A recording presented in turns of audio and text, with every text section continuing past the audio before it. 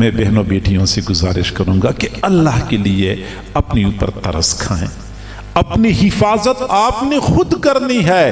اگر آپ کا یہ خیال ہے کہ باہر کے لوگوں میں حیا ہے اور میری عزت اور اس کا عصمت کی حفاظت کریں گے تو یہ خام خیالی ہے.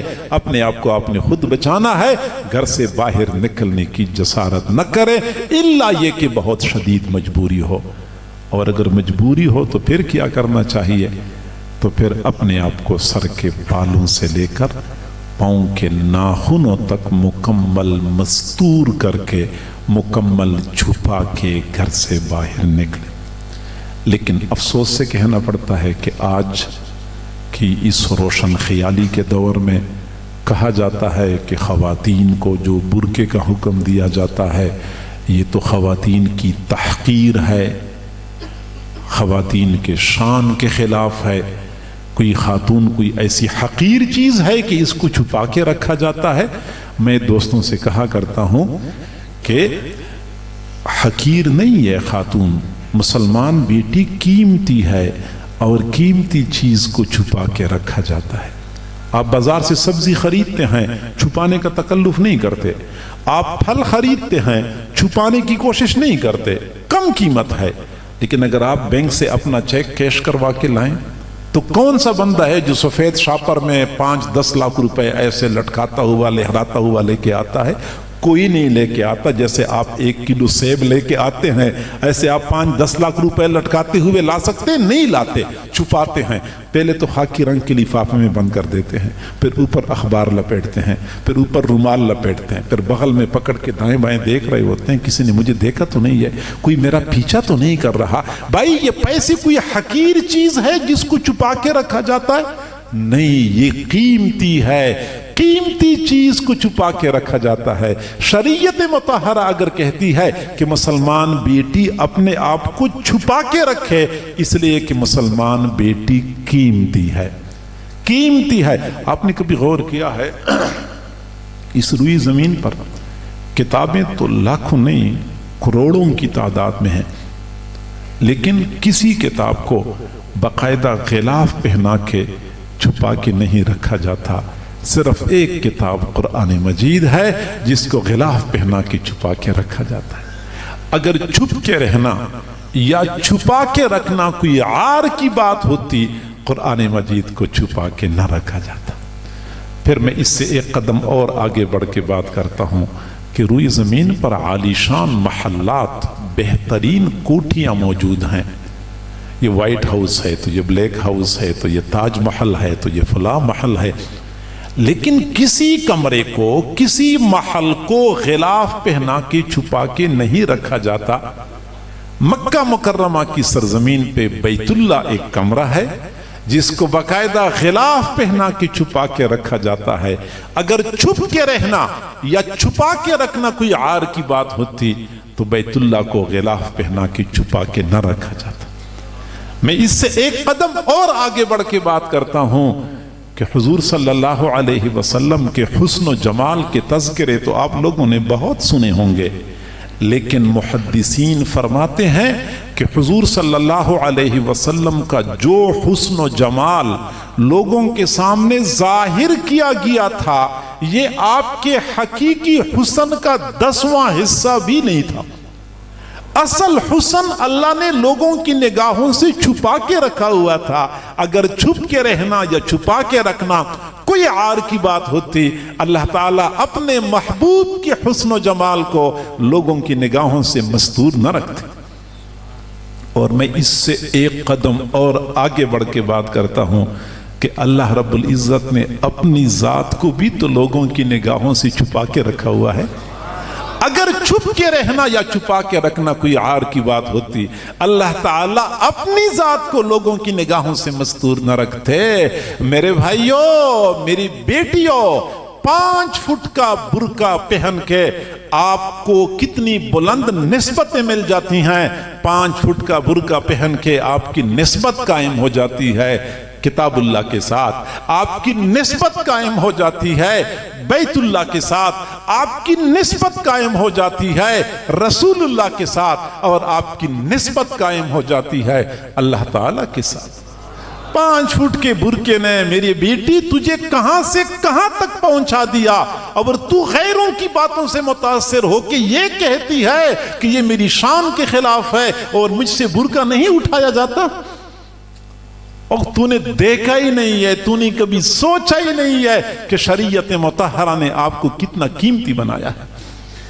तो मेरे भाइयों, दूसरा नुस्खा हुजूर ने फरमाया वलियसअका बैतुक, घर में संभल के रहो, ये निजात के लिए जरूरी है। पहला नुस्खा अपनी जुबान काबू कर लो, दूसरा नुस्खा घर में संभल के रहो, बहुत सारे मसाइल से, बहुत सारी परेशानियों से बचे रहोगे। और तीसरा नुस्खा फरमाया वबके अला खतीअतिक, अगर कभी गलती हो जाए तो फिर गलती होने के बाद माफी मांगने में देर न करो, जितना जल्दी हो सकता है मुआमले को काबू कर लो और माफी मांग लो। सास बहू का झगड़ा हो गया, अब बहू ने गलती कर ली, अब गलती कर ली तो समझदार बहू वो होती है कि मुआमले को तूल देने की बजाय उसी वक्त मामले को काबू कर ले, फौरन गलती मान ले, बस गलती मान ली, माफी मांग ली, मसला वहीं पे दब जाता है। लेकिन जब वो डट जाती है कि मैंने गलती की नहीं है, फिर मसला तो तूल पकड़ता रहता है, शैतान तो फिर अपना काम करता रहता है। बेटे ने गलती कर ली, वालिदैन से माफी मांगने में देर न करे, शागिर्द ने गलती कर ली, उस्ताद से माफी मांगने में देर न करे, बीवी ने गलती कर ली तो अपने खावन से माफी मांगने में देर न करे, अगर सास ने गलती कर ली तो फिर बहू से माफी मांगने में देर न करे। इससे बंदी की शान घटती नहीं है बल्कि शान बढ़ती है।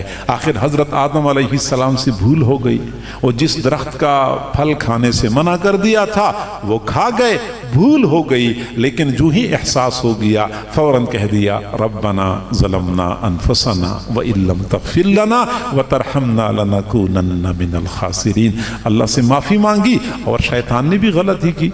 जब गलती की अल्लाह रब्बुल इज्जत ने तंबीह कर दी, कहते मैंने गलती कहाँ की है, अना खैरुम मिन्हो, मैंने जो कुछ किया है मैंने सही किया है, अकड़ का मुजाहरा किया है। आज तक शैतान पर लानत और फटकार बरसती है। हम हजरत आदम अलैहिस्सलाम की औलाद हैं, गलती हो जाए माफी मांगने में देर न करें, शैतान की पैरवी न करें कि गलती भी हो जाए, बंदा गलती पर डट भी जाए और माफी मांगना अपनी शान के खिलाफ समझे।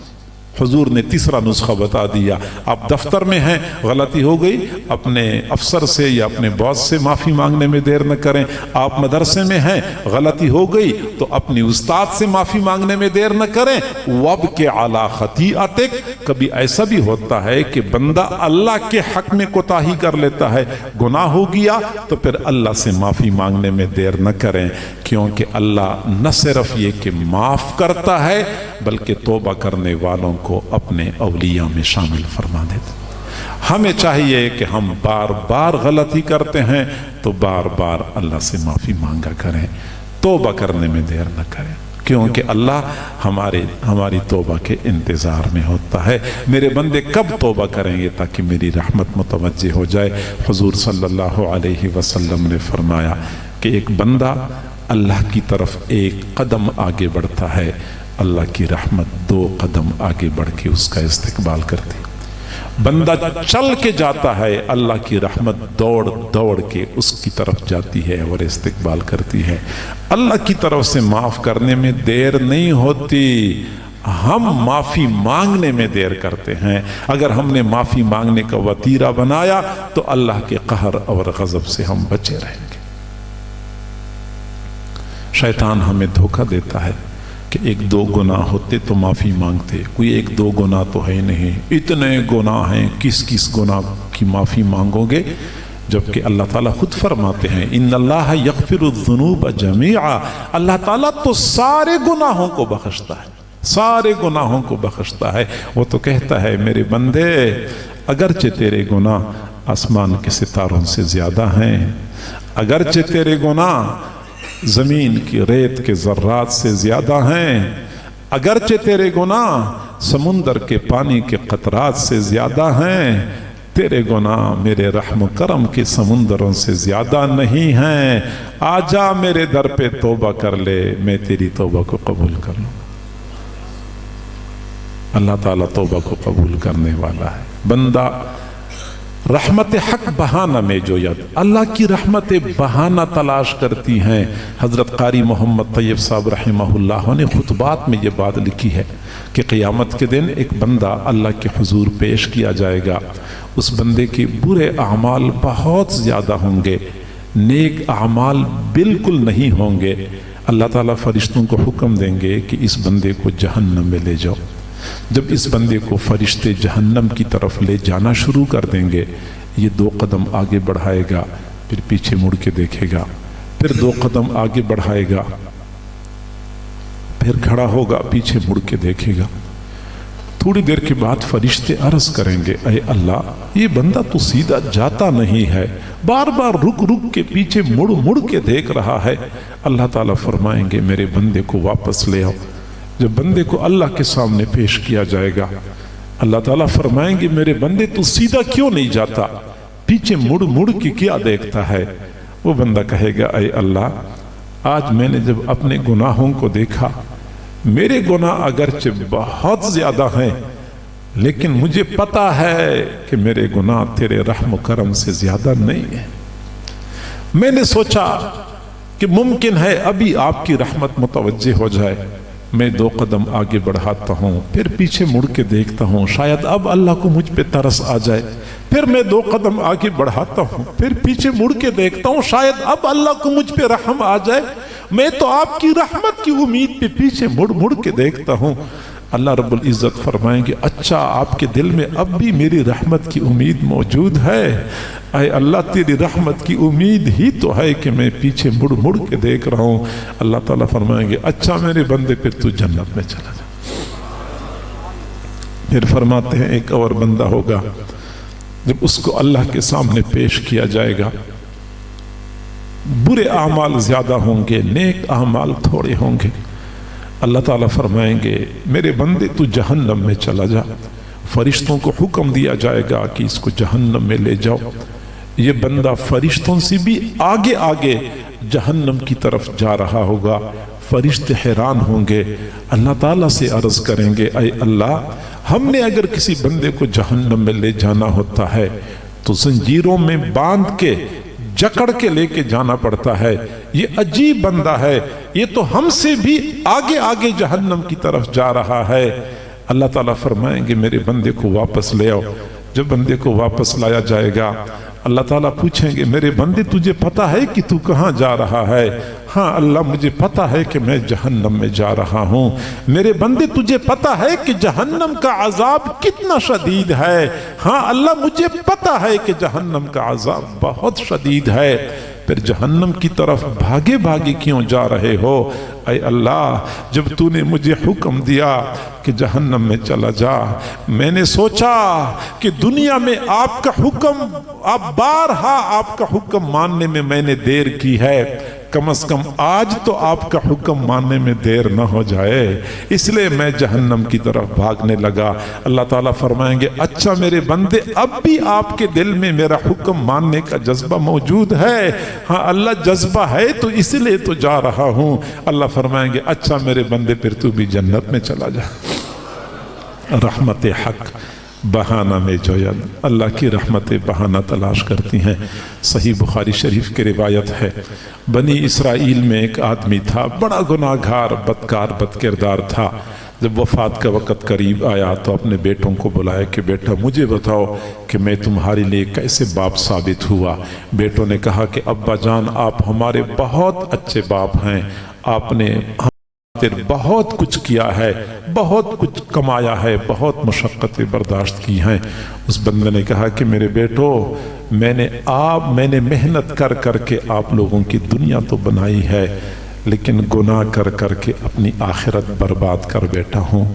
मेरे बेटो, मुझे अच्छी तरह पता है कि जब मुझे अल्लाह के सामने पेश किया जाएगा, मुझे वो अजाब दिया जाएगा कि ऐसा अजाब दुनिया में किसी को नहीं दिया जाएगा। मेरे बेटो, मेरी वसीयत सुन लो कि जब मैं मर जाऊं तो मुझे कब्रिस्तान में दफन न करो, मेरा जिस्म आग में जला दो। जब ये मुकम्मल कोयला बन जाए, फिर कोयले को अच्छी तरह पीस लो, नरम राख बन जाए, जर्रा जर्रा बन जाए, پھر اس راک میں سے آدھی راک سمندر میں بکھیر دو تاکہ پانی کی لہروں کے ساتھ دنیا کے کونے کونے تک یہ راک پہنچ جائے.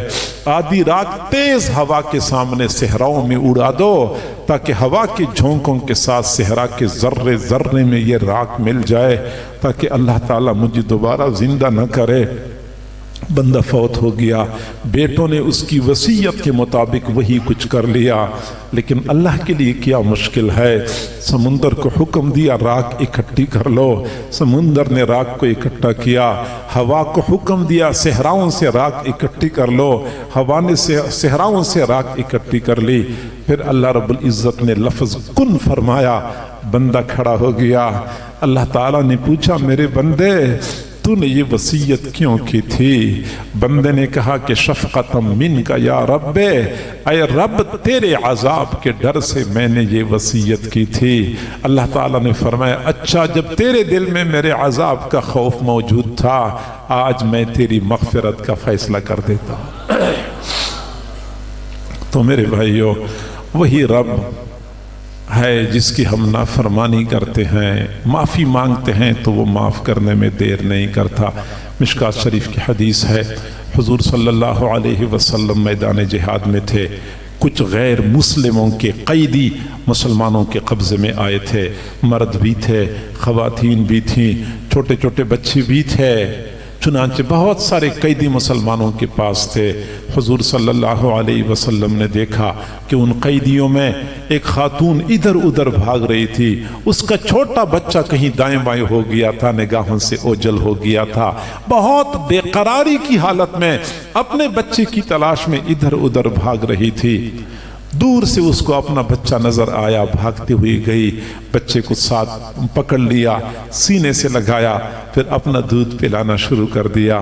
حضور صلی اللہ علیہ وسلم نے جب اس ماں کی محبت کو دیکھا تو صحابہ کو فرمایا کیا تمہارا یہ گمان ہے کہ یہ خاتون کبھی اپنے بیٹے کو آگ میں پھینک دے گی؟ صحابہ نے کہا ممکن نہیں ہے، یہ خاتون اپنے بیٹے سے اتنی محبت کرتی ہے. تو حضور صلی اللہ علیہ وسلم نے فرمایا کہ اللہ تعالی اپنے بندوں کے ساتھ اس ماں سے بھی زیادہ محبت کرنے والا ہے. اس کریم اور رحیم رب سے معافی مانگنے میں ہمیں دیر نہیں کرنی چاہیے. یقیناً وہ معاف بھی کرتا ہے، اور جو لوگ توبہ کرتے ہیں وہ توبہ کرنے والوں سے اللہ محبت بھی کرتا ہے. ان اللہ یحب التوابین، اللہ تعالیٰ توابین سے محبت کرتا ہے. ایک ہوتا ہے تائب، گناہ کر لیے آخر میں ایک بار توبہ کر لی اور زندگی بدل لی، یہ ہوتا ہے تائب. اس کی بات نہیں ہو رہی، بات اس کی ہو رہی ہے جو گناہ کر لیتا ہے، پھر توبہ کرتا ہے، پھر گناہ ہو جاتا ہے، پھر توبہ کرتا ہے، پھر گناہ ہو جائے، پھر توبہ کرتا ہے. اس کو کہتے ہیں تواب، وہ بار بار توبہ کرنے والا. اللہ تعالیٰ ایسے بندوں سے محبت کرتا ہے.